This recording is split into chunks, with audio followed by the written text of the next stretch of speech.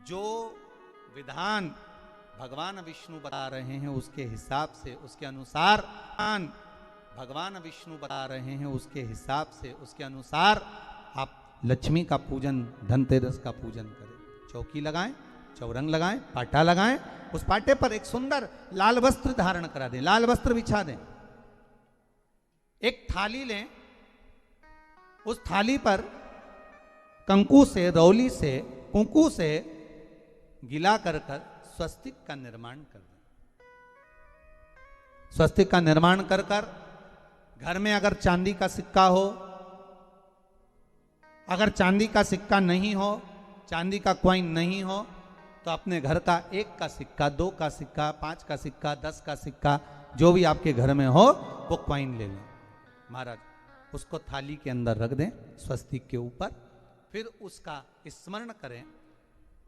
आटे के 7 दिए बनाएं, एक थाली में, एक प्लेट में रख लें, घी के दिए बनाएं और उसमें सुंदर बाती को लगा दें। ध्यान दीजिएगा, इसमें जो बाती लगेगी वो लंबी बाती लगेगी।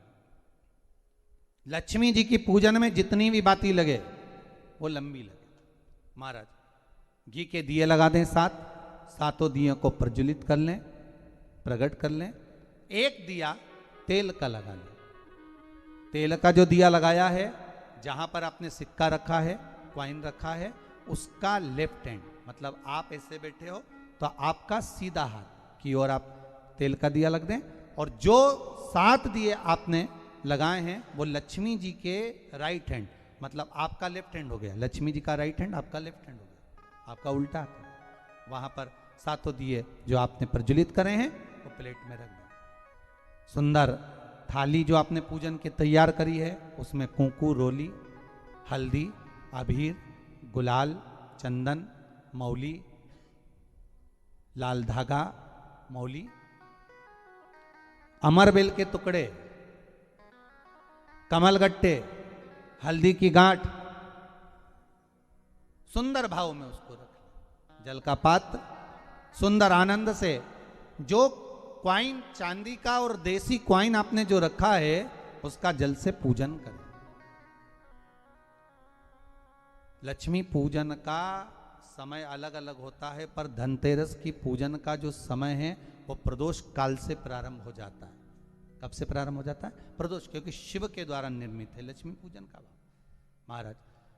क्वाइन का पूजन करें, कंकु आदि से पूजन करने के बाद दोनों सिक्कों को उठा लें।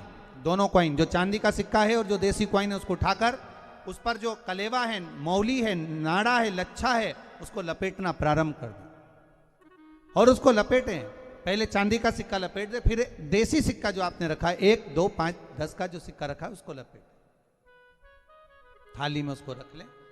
फिर वापस उस पर जल का छींटा देकर उसका पूजन करें महाराज। हल्दी, रौली, मौली, चंदन आदि लगाकर सुंदर भाव से चावल को हल्दी में भिगो लें और पीले चावल कर उल्टे हाथ में चावल लेकर माता लक्ष्मी के ऊपर जो 2 सिक्के रखे हैं उनका पूजन करें। साथ में जब चावल छोड़ते जाएं तो गणेश जी का भी स्मरण करते जाएं। भगवान शिव का स्मरण करें, भगवान नारायण का स्मरण करें, माता लक्ष्मी का स्मरण करें, रिद्धि सिद्धि के दाता भगवान श्री गणेश जी महाराज का स्मरण करें, छोड़ते जाएं। जब चावल पूर्ण छोड़ देवें, पूजन पूरी तरह से हो जाए, तब महाराज 7 सुंदर आनंद से अमरबेल के टुकड़े,